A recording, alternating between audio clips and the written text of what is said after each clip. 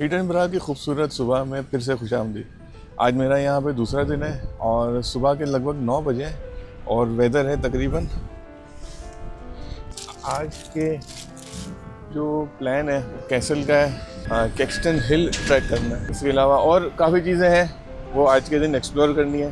रोम के लिए फ्लाई करना है कल सुबह सवेरे। तो आज का दिन पूरा है एंजॉय करने को, एक्सप्लोर करने को। चलिए कैसल की तरफ चलते हैं। किस तरह खूबसूरत गलियां हैं, आप ये चेक करें। सुबह का आगाज़ ही यहाँ पे बारिशों से होता है। आज होटल में ज़्यादा टाइम स्पेंड किया, जल्दी निकलने का फ़ायदा नहीं था क्योंकि इस वक्त सुबह के बारिश ही होती है। कल भी जब 9 बजे का टाइम था तो धूप निकल आई थी, तो आज मैं होटल से निकला ही 9 बजे।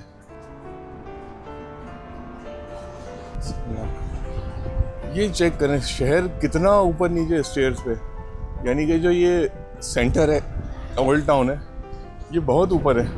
ये कैसल के बाहर का एरिया है जो मेरे आपको बैकग्राउंड में दिख रहा होगा। इसकी हिस्ट्री बड़ी कमाल की है।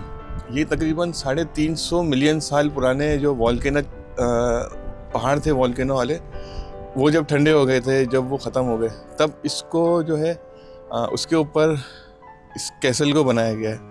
यानी 350 साल पहले तो पहाड़ ठंडे हो गए थे, मगर ये आज से तकरीबन 900 साल पहले गवर्नमेंट यहाँ की बताती है कि ये किला बनाया गया था। ज़ाहिर सी बात है, जब किले में हर चीज़ की अपनी वो होती है, रिक्वायरमेंट होती है। इसमें फ़ौजी छावनी भी है और बादशाह के रहने के कमरे भी हैं और काफ़ी सारी चीज़ें हैं यहाँ पे। जो टिपिकल जो किला होता है, दरवाजे मजबूत होना, और इसके अलावा काफ़ी यानी कि अंदर जो असला रखने की जगह होती है, बंकर्स होते हैं, टैंक्स होती हैं, तोपें बल्कि जो फिक्स होती हैं, उस दौर में फिक्स होती थी। तो ये सारी चीज़ों से ये किला लैस है। और मैरी क्वीन नामी जो यहाँ की स्कॉटलैंड की मशहूर जो मलका थी, उसको भी इस किले को शर्फ मिला है कि इन्होंने उसकी भी मेज़बानी की है। इसके ऊपर मेरे ख्याल में इसकी टिकट 25 यूरो के करीब है, क्योंकि ये काफ़ी छोटे छोटे जो एक्सपेंसेस होते हैं ये ट्रिप को हमारे महंगा कर देते हैं। आप लोगों को ये बताना है कि भाई बजट में रहते हुए भी हम ये सारी चीज़ें एंजॉय कर सकते हैं। अगर मैं यहाँ से दिखा सकूँ, पूरा वॉल्केनो के ऊपर ये बना हुआ है। कितनी चीज़ें साफ़ सुथरी और ऑर्गेनाइज की हुई है ना। और यहाँ किले के बिल्कुल करीब में ही पार्किंग है। यहाँ लोगों के पास मेरे ख्याल में गाड़ियाँ इतनी बहुत ज़्यादा नहीं है, जिसकी वजह से इन्होंने किले के बिल्कुल करीब पार्किंग रखी है। और ये जो ऊपर जो शहर बना हुआ है, ये भी ऑलरेडी, यहाँ भी इतनी मैंने गाड़ियाँ नहीं देखी ज़्यादा। पुराने दौर के इस तरह से सिस्टम था। हम अगर अपने कोई भी पुराने एरियाज़ देखें, पहले आबादी कम होती थी, उस हिसाब से वो चीज़ें बड़ी कंजस्टेड और नैरो होती थी। लाहौर का किला देख लें, पुराना कराची का पुराने एरियाज़ देख लें, छोटी छोटी सारी गलियाँ। और फिर जब इसके बाद जब आबादी एक्सपेंड होने गई, लोग ज़्यादा बढ़ते गए, तो इस हिसाब से फिर वो इंफ्रास्ट्रक्चर भी बड़ा होता गया। सड़कें, यानी यहाँ से गाड़ियाँ वगैरह आ सकती हैं, और यहाँ से अगर हम सीढ़ियों से यहाँ नीचे उतरते हैं और किले की साइड नीचे से देखते हैं कि ये किस तरह का इसका लुक आता है। इसको 900 साल पहले किस तरह इसको कंस्ट्रक्ट किया होगा, इन्होंने क्या सोच के देखें ये कैसल बनाया है इस जगह पे। क्या कमाल की इन्होंने प्लेसमेंट दी। अब यहाँ से दुश्मन ऊपर आ ही नहीं सकता, ऊपर से गोला बारूद तो ज़रूर आ सकते थे। देखो तोपें शोपें बनी हुई हैं यहाँ पे। तो मतलब क्या कमाल की इनकी जो प्लानिंग थी। एक चीज़ ये देख के मुझे बड़ा खुशी हो रही है यहाँ पे, और पर्सनली अपने लिए अफसोस हो रहा है कि इन लोगों ने अपनी जो हेरिटेज बिल्डिंग्स हैं, जो पुराना कल्चर है, जो विक्टोरियन जो इनकी आर्किटेक्ट है, उसको कितना इन्होंने संभाल के रखा है। और कोई बिल्डिंग मुझे ऐसी नहीं दिखी कि जो खस्ता हाल हो, जो मखदूश हो रही हो, जो टूट रही हो। जो कैसल था उसके ऊपर से नीचे उतर के इतनी ज़्यादा सीढ़ियाँ, उसके बाद स्लोप पे आए जा रहे हैं, और मज़ीद देखो नीचे कितना रोड है। मुझे तो पर्सनली बड़ा पसंद आया। और स्कॉटलैंड मुझे देख के ऐसा लग रहा है कि इसके अंदर हिस्ट्री जो है वो कूट कूट के भरी हुई है। 1000 साल की अगर पुराने की अगर हिस्ट्री हम बात करें, तो ये किले से ही इस शहर का आगाज़ हुआ होगा। सबसे पुरानी तरीन इमारत यही होगी। इसके बाद यानी 900 1000 साल पुरानी। इसके बाद जो है वो अब जाहिर सी बात है, जिस बादशाह ने यहाँ पे रूल किया होगा उसने फिर इर्द गिर्द ने फिर वो घर और इमारतें बनाना शुरू की होंगी।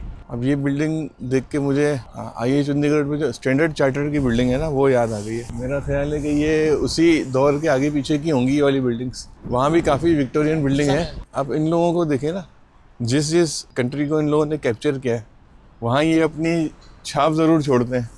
जैसे कि हमारे साउथ एशिया पे इन्होंने हिंदुस्तान पे कैप्चर किया गोरों ने, और वहाँ पे अपना आर्किटेक्ट इन्हें इंट्रोड्यूस किया, अपनी ज़बान वहाँ पे ले आए, तो जिसका चलो कुछ हद तक हमें फ़ायदा भी हुआ। ये सिलसिला होता है ये कि कोई कौम अगर किसी और कौम पे अगर कब्ज़ा करे और वहाँ पे अगर उनको मुस्तकिल तौर पे अगर जड़ें बनानी हो तो ये चीज़ें फिर होती हैं। यार देखो ना, रेनोवेशन के बगैर कुछ भी नहीं होता।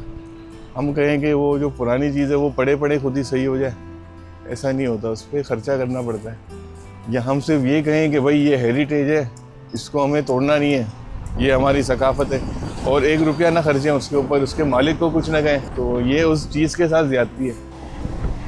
अभी मैं मौजूद हूँ किंग स्टेबल हिल्स रोड के पास, और ये चेक करें, अब जा रहा हूँ मैं कैल्टस हिल्स पे, और गूगल मुझे यहाँ का रास्ता दिखा रहा है, और ये कब्रिस्तान है। कब्रिस्तान के अंदर से होते हुए कैक्सटन हिल, और ये मेरे ख्याल में चर्च है, इतना खूबसूरत। और जो हम मूवीज़ में देखते थे कि कब्र के अंदर से मुर्दा निकल आया, और जो विंटेज जो चीज़ें जो होती थी सारी। और एक बड़ी अच्छी सी मूवी थी जिसमें एनिमेटेड थी, जिसमें जो है मुर्दाओं का एक इवेंट होता था, तो ये उस तरह का ही इन्वायरमेंट लग रहा है।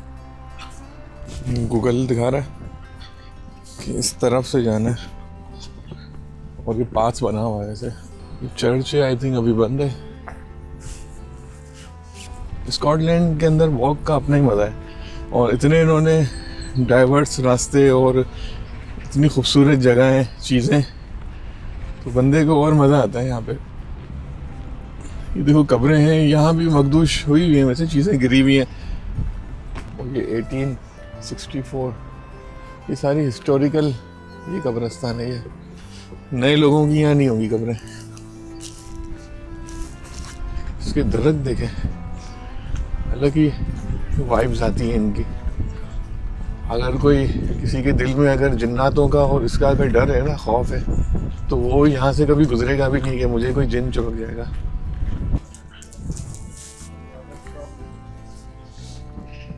यहाँ कैसे ये कोई दरगाह वाला सिस्टम होगा यहाँ पे। बहुत ही ज़्यादा विंटेज कब्रिस्तान है ये, और हर चीज़ के ऊपर काई जमी हुई है, यानी इतनी बारिश है यहाँ पे, इतनी बारिश है, ये सारी नीचे कवर होगी या पूरा यानी इनग्रेव किया हुआ है। जो ये टैक्स वगैरह लिखा है ना, अब ये 1899 की रोबीना ओलिवर। अब वाह भाई वाह, ये बंदे की तो पूरी शक्ल बना दी, क्या बात है। इतनी यानी कि इससे मोहब्बत होगी ये, और ये कोई बड़ा ही बंदा रह चुका होगा यहाँ। ये थोड़ा सा प्ले एरिया, ये कैसल। अब यहाँ बड़ी उम्र का बंदा देखो काम कर रहा है। यहाँ पे ये चीज़ें बहुत कम देखने को मिली हैं पार्क में ना, या हमें इसकी ज़रूरत नहीं पड़ी शायद। शहर के अंदर जो आबादी वाले इलाके हैं वहाँ पे ये शायद हो ज़्यादा। अब ये रेस्टोरेंट है यहाँ पे, अभी सुबह के टाइम है असल में, इसलिए ये सारी चीज़ें बंद हैं। ये triple spoon, single spoon, double spoon, ये सारा मेन्यू। ये आइसक्रीम पार्लर है, टी वगैरह भी है, एस्प्रेसो मौका, और ये बैठने की जगह। सिर्फ एक इन्होंने फाउंटेन बनाया है, ये कितनी उस पर मेहनत की, कितना कमाल का स्कल्पचर है। विजुअलाइजेशन में यही लग रहा है कि ये क्रिश्चियनिटी को ही रिप्रेजेंट कर रहा है। अभी ये सुबह का टाइम है, और वो देखें वो खातून। अब वो अगर कोई क्रिश्चियन भाई देख रहा है तो वो ज़रा बताएं कि ये उनको अगर समझ आ रहा है यहाँ से, ये इसमें क्या यानी कि विजुअलाइजेशन क्या है इस चीज़ की। और ये सारे फाउंटेन्स है, हर किसी के मुंह से यानी कि वो वाटर सोर्स लग रही है। शेर हो गया, ये सुराई हो गई, यहाँ आउल हो गया, और ये जो ऊपर जो छत पे जो फेसेस बने हुए, क्या गजब की कारीगरी है। मतलब बेंच पर भी इन्होंने अपने जो पुराने लोग हैं उनकी मेमोरी लिख दी है, ताकि जो बैठेगा वो याद करता रहेगा कि हाँ यार ये बंदा कोई था। अब देखो पत्थरों को भी इन्होंने इस तरह से रखा हुआ है इतनी खूबसूरती से कि मतलब ये भी खूबसूरत लग रहा है। हालांकि पत्थर है, एक बड़ा पत्थर है 3 छोटों पे पड़ा हुआ है और इस पर इन्होंने हिस्ट्री इनग्रेव कर दी है। बहुत पुराना नहीं है ये, ड्यूरिंग द वॉर ऑफ ये वर्ल्ड वॉर का ही सीन होगा ये वाला। 1940 में I think second world war हुई थी। हालांकि 1 रुपये का खर्चा नहीं हुआ, बस ये पत्थर रखे, सीमेंट लगाइए और ऊपर ये जो है उन्होंने ये टाइप कर दिया। ये हर किसी बेंच पे अलग अलग लोगों की मेमोरी है। ये जो कब्रिस्तान पीछे था ये हिस्टोरिकल कब्रिस्तान ही होगा, यानी कि जिस तरह हम देखे थे कि 1800 की भी कब्रें थी, 1700 की भी थी, और मतलब कि आखिरी जो मुझे 8-10 कब्रें देखा उसमें जो सबसे जो लेटेस्ट मुझे दिखी वो 1899 की थी। हो सकता है आगे पीछे और भी कोई 1900 के दौर की हो, मगर ये ज़्यादातर जो थी मुझे वो पुरानी ही दिखी। और क्योंकि छोटा कब्रिस्तान था तो यहाँ नए कब्रों की तो एक्सपेक्ट नहीं कर सकते हम। अब देखें इस तरह हम भी अपने शहरों में कर सकते हैं। वैसे अल्लामा इकबाल की याद, फातिमा जिन्ना की, कायदे आज़म की, इस तरह से लियाकत अली खान, मतलब जो भी जिन्होंने भी हमारे मुल्क के साथ वफादारी की है उनकी हम याद में इस तरह से बेंचेस लगा सकते हैं। ये एक नई और यूनिक चीज़ मुझे यहाँ पे देखने को मिली है।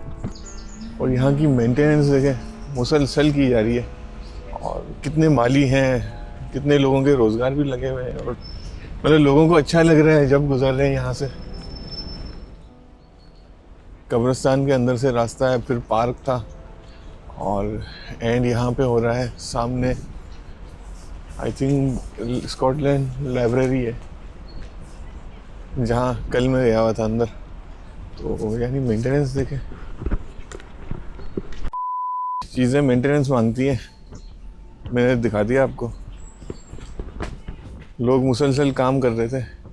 सिर्फ झाड़ियाँ जो ज़्यादा हो गई थी उसकी कटिंग करने के लिए कितने सारे माली देखे मैंने एक इस छोटे से पार्क में।